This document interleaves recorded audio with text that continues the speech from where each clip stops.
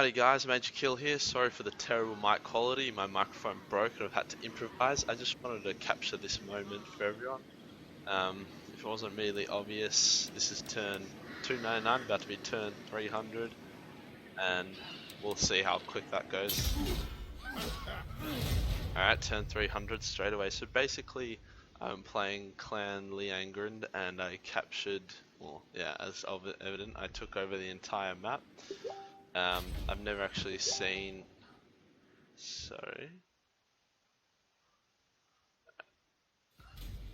I've never actually seen what happens if you take over the entire map in this game, because like you're not supposed to, because of the way that's let out. So what happens when there's no enemies on the map? And also just what's it like controlling the entire map? As Clan Angrund, because I have Karak 8 peaks, everyone's pretty much happy all the time because, yeah, unit experience, public order, Lord Recruit, just happy days. If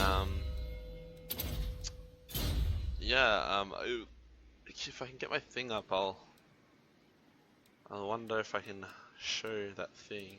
Treasury, faction something. Yeah, so the records, here it is. So, turn 300. My final turn of playing, starting Clan Angrud here, and here we go. So I basically try to explode out, and it was going well, but as you can see, I overextended. Rebellions and orcs took me out, and it was definitely a slow grind.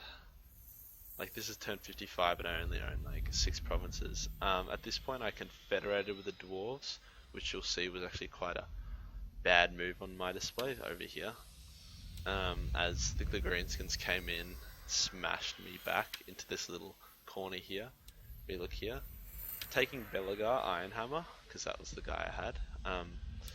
I sent him on an expedition to basically retake all of this land for us, and I actually took, you'll see, I went bang, I snaked down here because that's Karak 8 peaks, and that's that gives you the massive buff on Clan Angrud, because you can only have, you have double upkeep, so you can only have half your potential armies until you take that. So I took over that and then exploded and began a mass genocide against the greenskins.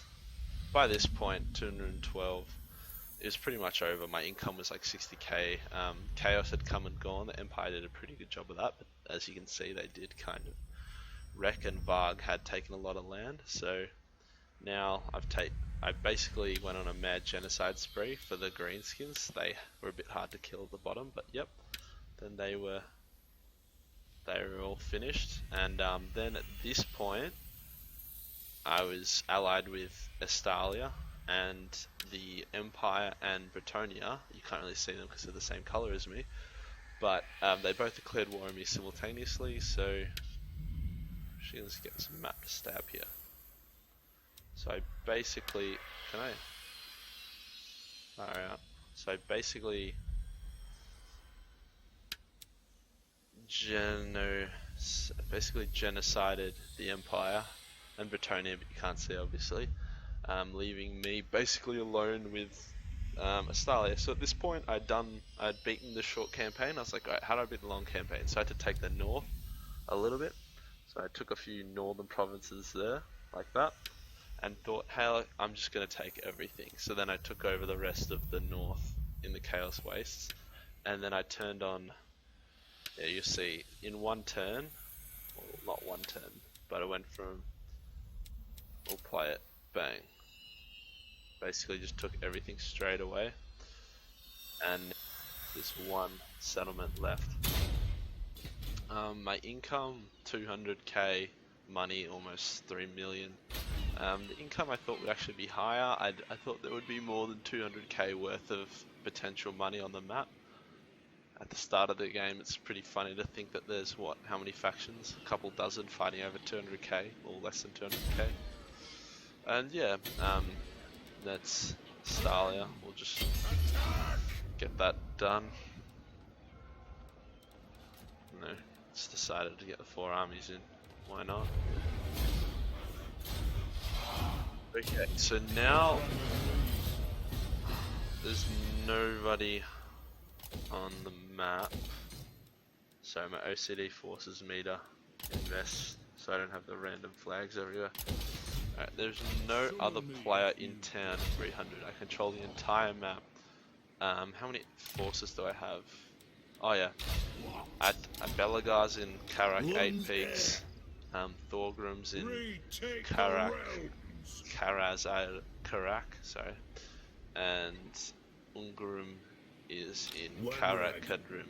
So I just thought I'd have the spare time, kind of lorry with it. You might notice a few mods. I don't know, they're just like the mods I like to play with. They're not imbalanced. They didn't help me win. Like, not really. They were very fair. No cheat mods at all used at any point. Angrund's, I would say, the hardest faction to play. Like, unless you count Chaos and Beastmen. Just because of their initial challenge. Because the double upkeep curse, like, that's a big kick in the balls. But I want to see what happens if I end turn. Just same thing. There are the diplomacy button doesn't work anymore. My treasury is only from taxes. Although if I did have a trade partner, he would give me about 10k with all the resources. Can't even see what I'm producing. No trade partners. Yeah, I don't know what to do. My unit keeps what, 100k. So yeah, so 210k basically, give or take. So yeah, I would have liked to do an epic final battle. They were actually building an army in there, but they sent their army out on a suicide mission. So I just had to cop that. Just some things I learnt when playing Angrund is just be careful. Like, you start with Karak Izor. Obviously the first thing you want to do is try and take Karak Bufjar. You can only have one army for like the first like 30 turns, so unless you're like a god. This is hard difficulty, by the way, but like, have to be so careful. Grim hold. It might seem easy, like an undefended base, just send Belagar over the wall using tunneling stance, and it's easy to take, hard to hold, because the Crooked Moon, your arch enemy, starts off around here, and they will come down and they will give you grief over Grimhold. Karakiran, I wasn't sure whether or not to take it. I took it, and it was a bitch to hold. Basically, the first building you build is a gate, because you will get non-stop rebellions for ages, basically. And usually the garrison plus you playing out the battles is enough to defeat any rebellion, especially if you send an army over, because it's ages. Just a quick strat for playing the dwarves, especially Angrud. You'll get attacked a lot, and you'll often be odds will be against you because less armies, less units, less income. That's how it works. Dwarves are a defensive faction, so what you do is you go to the corner of a map in a battle, and you form your battle lines, and and always get artillery as well, at least one. And you basically sit back in the corner, which means that the corner of the map, so people can't flank you. No one can flank you. It's like 300. They only have one direction to attack you from, and that's the front. They will, especially the orcs, because orcs are like quantity over quality most of the time. Orcs will crash into your lines and be massacred by your superior infantry. And you might be thinking, what about their missile units? Won't they just like wreck us, or their catapults? The thing is that Dwarven missile units outclass greenskin missile units. I'm talking about greenskins because they are the threat. As soon as greenskins are gone, the game's over. But use your missile units to kill their missile units. Like, don't focus their infantry, just focus their missile. And once their missile units are either dead or routing, Reposition your missile units, your crossbowmen especially, better because they have an arc, so they can arc over your front line, so it's better. And get them on an angle so they can hit the enemy who have clumped up into big balls by now, because that's what the greenskins do when they hit a small line, and just shoot them in the side. Each battle, each of your quarreler units will probably rack up 200 plus kills. And the catapult, similar kind of concept. If they have catapults, which the good thing about greenskins is they get all like bad thing, good for you, bad for them, is the campaign AI often train catapults quite late, or later than the dwarves do. It's just an AI thing, or it's just more difficult for them to get a hold of it.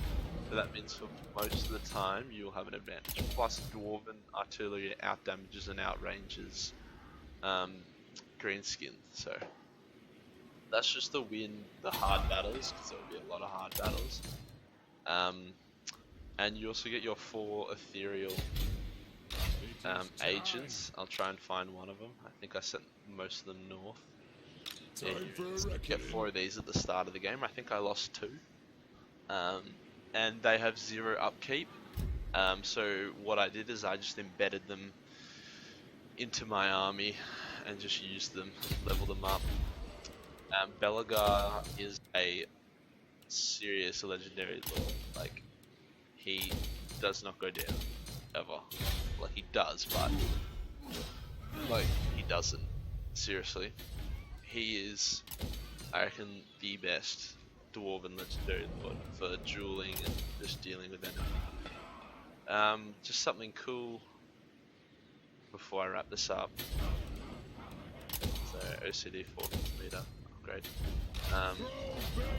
These units, there's a few unit mods that are cool if you want to know what I'm using, but these Quarrelers Firebolts, if you look at it, like, I know he does 50 missile damage per hit, which is quite a lot, but that's because of how many technologies and stuff. Oh yeah, technologies. By this point, I pretty much have every single technology, which is quite nice. With 300% research rate, so easy days. But yeah, these guys and these guys, very expensive, high upkeep, pretty balanced for their cost. It just basically means that dwarves have access to some of the higher tier units that they're probably lacking, as they would have to rely on the iron breakers, which are good, but it'd be nice to be able to have like these elder warrior kind of guys. Yeah, so yeah, that's it. I took over the entire map. Let's just quickly hit 3 mil. Maybe chuck it in the. Oh yeah, that's another thing. Because clan Angruns are hard, you will definitely want to invest here on this character thing here. Character details. Give them the followers, runes, and banners. Especially the followers who can increase income and stuff like that. You need every penny you can get for the first 100 turns. Because, like, yeah, like look at this. When did I... 170. But yeah, 110, 172, and that's all like... I only had 52 provinces. Actually, no, that's now. I own 100. Okay, never mind, forget that. Quick look at stats. There's 137 settlements on the map. 52 provinces, okay. 69 factions, lol. Oh yeah, there was a point when Chaos came, I was allied with everyone, that was good fun. Income, total income. Current income, income from tax, oh my god. Wait, is that 1, 2, 3, 4, 5, 6, 16 million over the course of the game, that's pretty good. And I spent 14 million of that. Units, lords recruited, lords killed, lords lost. How does that work? Units recruited, units destroyed, units lost. That is a lot of guys. You can do the maths if you want. Yeah, 54 for personally. Hell yeah. Victories. Alright, let's have a look at some 300 victories. Most of them are land battle, ambush, siege battle. Actually, no, most of them are siege. Minor settlement, heroic. Yeah, the heroic victories got a lot of them. And I lost 63, so I would say I'm a pretty good commander. Like, that's a pretty high win rate. And yeah, I'm not much of a destroyer. I just kind of occupy stuff. And I'm not an agent guy, if that looks like it as well. Only 10 and 7. Yeah, I'm pretty low. Yeah, so that's what happens when you capture the entire map as Clan Angrund without any more enemies. Yeah, this is good for experience, and if you want to rack up some achievements, I definitely racked up a lot. This is like my 5th campaign. So yeah, thank you guys for watching, and I'll see you in the next one. Peace.